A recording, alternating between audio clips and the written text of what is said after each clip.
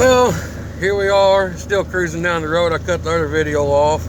I'm still out cruising, just thinking about my experiences of traveling. Because I've done quite a bit of traveling at a young age with mom and dad. We went to Chicago, Indiana, Iowa, up at Rock Island where the military is. We went to Lincoln Park Zoo, Shad Aquarium. Shout out to Illuminati's Pizza in Chicago, Illinois. One of the best pizzas you can get in Chicago at multiple locations now. And we stayed right there over at the LaSalle Hotel in Chicago, right down there near Lakeshore Drive. And it's a pretty good, they make pretty good kraut dogs and the sportsplex. And back then, this was like early 90s. They had Michael Jordan's restaurant. I was a little too young to drink at the time, so I didn't get to experience the nightlife because I was with my mom and dad. But it's a nice change because when you live in the neighborhood, you only got 3 channels. You can watch anything on TV. That's why maybe I'm a little different of a man, because I don't follow trends or social statuses or big name people, because I don't need somebody to tell me how to live. I know how to live, and I don't need them to tell me, well, you need to go work your minimum wage job and buy this $50 shirt that's going to take 5 hours of your life. I'm probably going to skip that.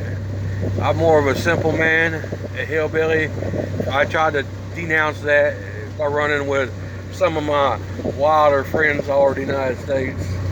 And drug dealers, dope dealers, homeless, junkies, and flunkies, and fallouts, and the displaced Americans.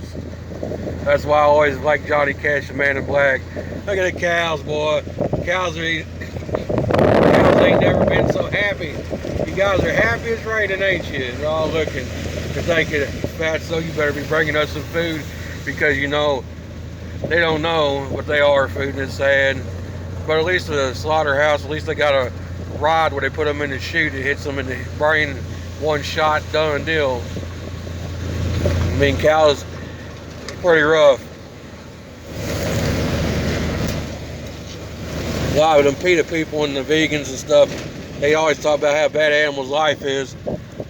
I can tell you from a farmer, rancher standpoint, what we try to do initially is give an animal the best life it can have. You know, look at all beans looking good. Look at miles and miles of soybeans. What is this year? About $3,800 a bushel. But it is what it is. Animals are harvested, and other people are like killing them, and that's wrong. Well, probably if animals wasn't farmed for food, there'd probably be a whole lot of people that probably wouldn't be eating, because a lot of people in the United States ain't really that hip to survival. Not saying everybody, just saying the people in a lot of bigger cities probably wouldn't be eating if they couldn't go buy chicken, pork, hamburger, what have you. But that's just the way it is. Human nature is that anyway. Old truck, I don't know if the distributor got wet from all this rain or the starter, but it's running pretty rough, like it's about to die. So I'm just out here cruising and enjoying the day. Nice little erratic storm popped up out of nowhere. Because every time I look at the weather, it makes me laugh. I always laugh at the weather.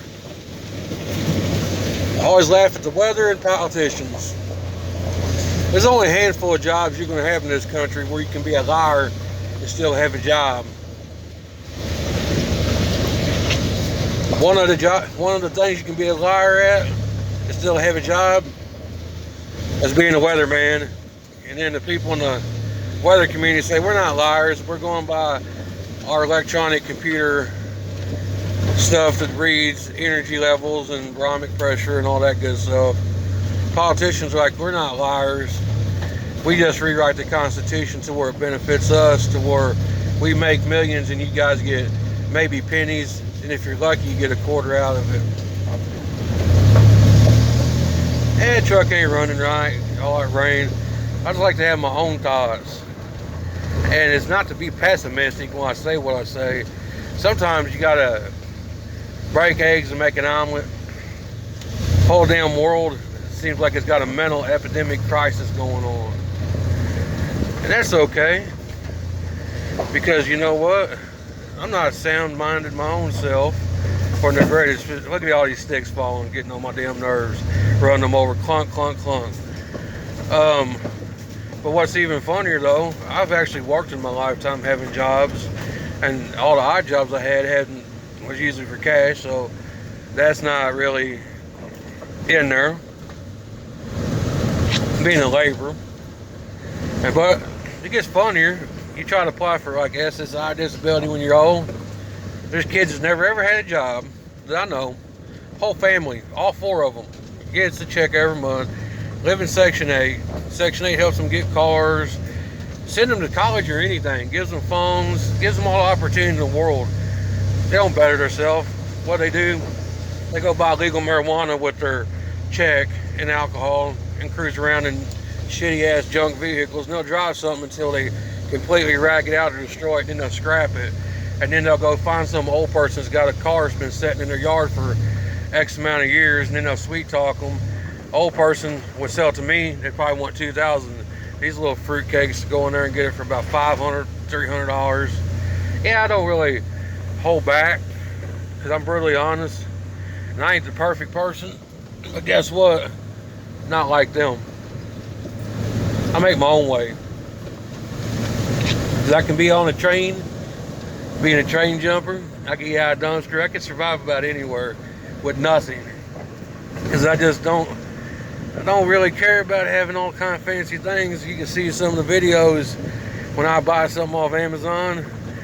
It takes me a long time to scrounge up that money to be able to buy something, and then all I'm doing is giving my knowledge away for free.